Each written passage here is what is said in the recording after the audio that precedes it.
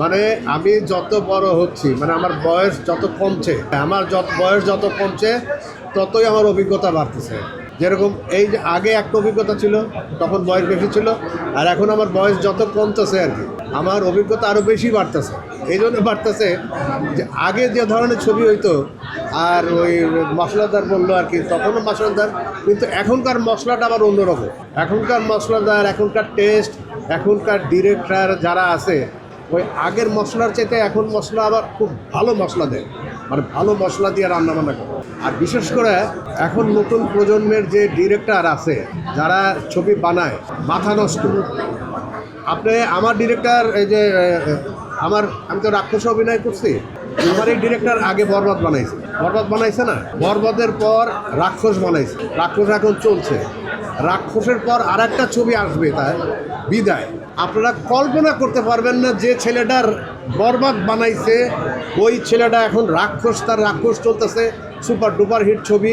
আবার ওই ছেলেটাই যে বরবাদ বানাইছে, ওই ডিরেক্টর মেহেদী হাসান হৃদয়, বিদায়। হ্যাঁ, দেখছো, ও ঠিকই মনে আছে, আমার মনে নেই। দেখ, ওপার বাংলা কি হলে কি হবে, ও কিন্তু আমাদের বাংলার সাথে সব মিশে গেছে, আপনাদের সাথে সব মিশে গেছে, খুব ভালো। তাহলে আর এই সব মানে হৃদয়ের মতো ডিরেক্টর, ওদের সাথে যে আমি কাজ করতে পারতেছি, এটা আমি নিজেকে খুব ধন্য মনে করি। যে আমি ওদের সাথে এখন কাজ করতে পারছি, ওরা আমাকে যে নিচ্ছে, হ্যাঁ, এটা আমি নিজেকে খুব মানে আল্লাহর কাছে শুকরিয়া আদায় করি যে এই প্রজন্মের মেধাবী যে ডিরেক্টরগুলো আছেন, ওরা আমাকে নিয়ে ভাবতেছে, আমাকে নিচ্ছে, এজন্য আমি ওনাদের কাছে কৃতজ্ঞ। আর প্রডিউসারের কাছে কৃতজ্ঞ, এ যদি টাকা খরচা না করতো তাহলে ছবি হইতো না, আর ছবি না হইলে আমারও নিত না, দ্বিতীয় না, প্রথম আবার শুরু হইল। আমার বয়স কমতেছে, তো আমি তো বললাম না যে আমি আগে যে বয়সে অভিনয় করছি, হ্যাঁ, এখন যে অভিনয় করছে, আমার যত বয়স কমবে তত আমাকে আরও ভালো ডিরেক্টরের সাথে, আমার সমবয়সী ডিরেক্টর হৃদয়, আমার সমবয়সী যারা আছে, সিয়াম, ওই যে আমরা সব সমবয়সী। তো আপনার বয়স কোথায়, আপনি মেন্টালি দেখবেন আর কি। এই যে হ্যাঁ, কি বলে, এখনো আমি একটা ছবি দেখলাম, খোদার কসম, ছবিটা আপনারা দেখছেন কিনা জানি না, শিশু একটা ছবি দেখলাম, ইংরেজির ছবি দেখছেন না ভাইয়াকে, হলিউডের শিশু ট্রিমেন্ডাস, ও তো হিরো, অনেক বয়স ভাই, ওনার সাথে তুলনা করে আমি বাংলা, আমার ছোট একটা দেশ, আমরা ছোট্ট একটা ইন্ডাস্ট্রি, এই ছোট্ট ইন্ডাস্ট্রির আমরা ছোট আর্টিস্ট। তবে আপনারা যদি সবাই হেল্প করেন, এই ইন্ডাস্ট্রি বড় হইতে সময় লাগবে না ভাইয়া। আপনারা যদি সবাই হেল্প করেন, আপনার কার ছবি, অমুকের ছবি রিলিজ হয়েছে, অমুকের ছবি রিলিজ হয়েছে, অমুকের ছবি তো অমুক ছবি, তা না।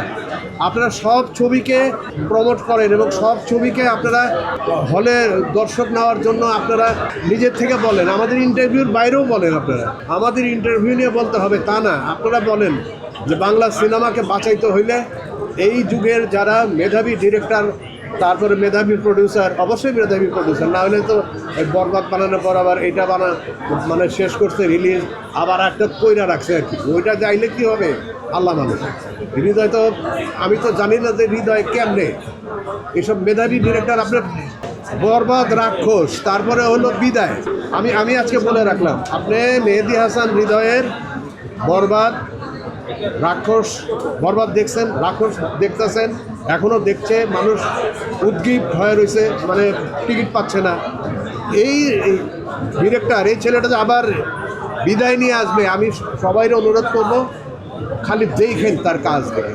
হ্যাঁ, আমি শুধু অভিনয় করছি আর টাকা পাইছি এই জন্য কিন্তু কইতেছি না, আসলে আমি বলতেছি আপনারা আমার কথা মিলায় দেখেন, এবং আপনারা সবাই হেল্প করবেন এই সিনেমার জন্য, রাক্ষস টিমের জন্য, রাক্ষসের জন্য, এবং সিঙ্গেল স্ক্রিন হল মালিকদের আপনারা একটু বলেন যে ভাই তাড়াতাড়ি আপনারা রাক্ষস নেন, রাক্ষস চালান, কারণ রাক্ষস, হ্যাঁ, ওনারা কি আসতেছে অন দ্য ওয়ে, অনেকে বাসে আসতেছে, অনেকে ইয়েতে আসতেছে, এবং রাক্ষস সিঙ্গেল স্ক্রিনে মারামারি লেগে যাবে, সরি ওই মারামারি না, মানে ওইরকম না, মানে টিকিট কাটা হবে।